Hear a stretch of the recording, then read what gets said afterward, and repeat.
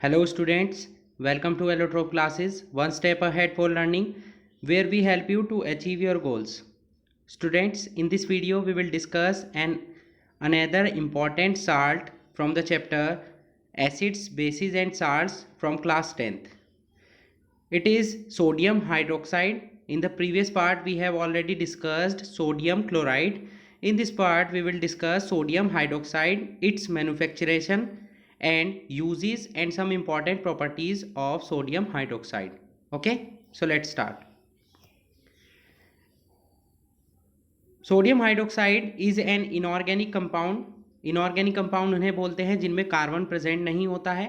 इसका फॉर्मूला है NaOH. तो इसमें कोई भी कार्बन एटम प्रेजेंट नहीं है, that's why it is an inorganic compound. ठीक है, इसका फॉर्मूला है NaOH. NaOH में आपके सोडियम आयंस यानी कि Na पॉजिटिव प्रेजेंट है एज अ कैटायन. जिन पर पॉजिटिव चार्ज होता है वो होते हैं कैटायन और जिन पर नेगेटिव चार्ज होता है वो होते हैं एनायन. और हाइड्रोक्साइड आयन है इसमें एज अ एनायन. ठीक है, Na पॉजिटिव आपका हो गया कैटायन और OH नेगेटिव हो गया आपका एनायन. ओके, चलिए अब क्या होता है कि इसकी प्रोसेस क्या होगी बनाने की, उसमें हम बाद में चलेंगे. इसे हम कमर्शियली बोलते क्या है, कास्टिक सोडा. अब कास्टिक सोडा इसे क्यों बोलते हैं, क्योंकि ये हाईली कोरेसिव नेचर का होता है, स्किन को क्या कर देता है, बर्न कर देता है. That's why it is known as caustic soda.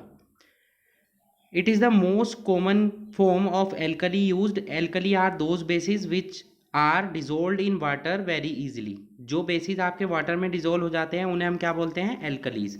तो NaOH क्योंकि आपका वाटर में डिजोल्व हो जाता है easily, that's why it is known as alkali.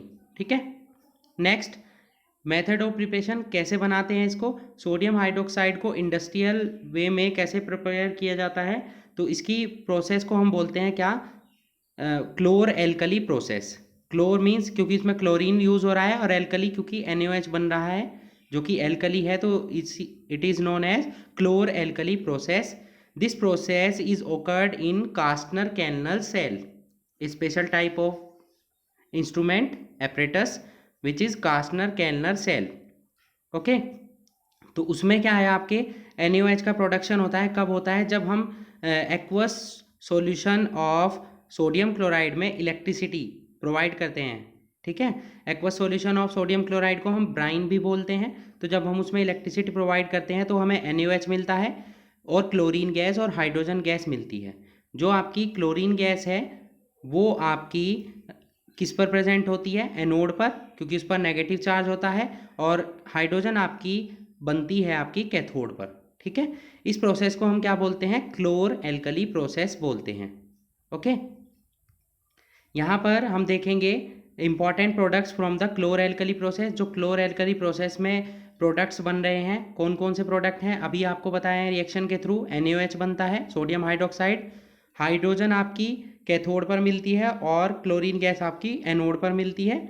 और यही तीनों प्रोडक्ट्स यूज़ किए जाते हैं आगे फर्दर कंपाउंड्स को बनाने के लिए, अलग अलग कंपाउंड्स को.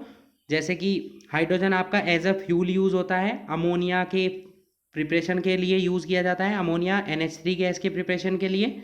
ओके, सिमिलरली क्लोरीन आपका डिसइंफेक्टेंट के रूप में यूज़ किया जाता है, पॉलीविनाइल क्लोराइड PVC, क्लोरोफ्लोरोकार्बन और बहुत सारे पेस्टिसाइड्स के फॉर्मेशन के लिए क्लोरीन का हम यूज़ करते हैं. और NaOH जो सोडियम हाइड्रोक्साइड बनता है वो कि सोप्स और डिटर्जेंट्स और आर्टिफिशियल फाइबर्स बनाने में यूज़ होता है.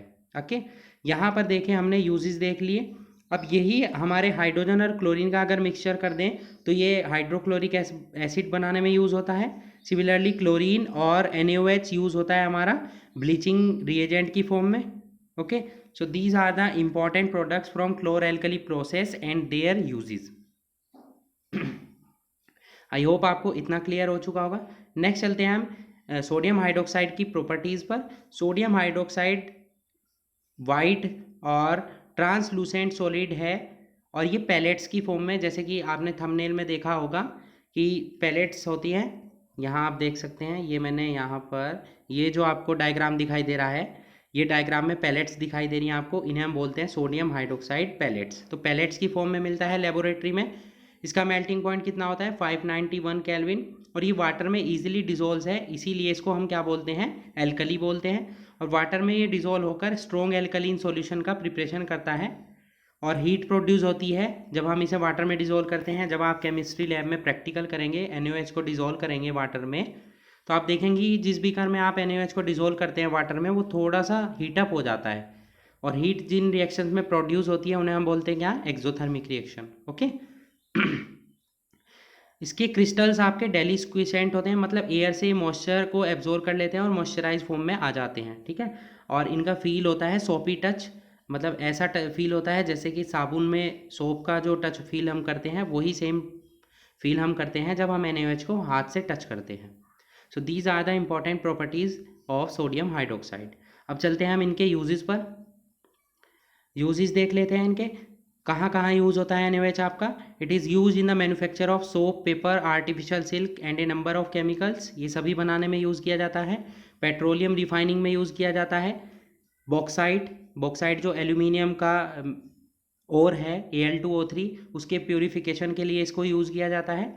बहुत सारे फैट्स और ऑयल्स को प्योर करने के लिए उनके प्रिपरेशन में यूज़ किया जाता है। ओके। और लेबोरेटरी रिएजेंट ये है ही जिसकी फॉर्म में हम इसे यूज़ करते हैं। So these are the important uses of sodium hydroxide.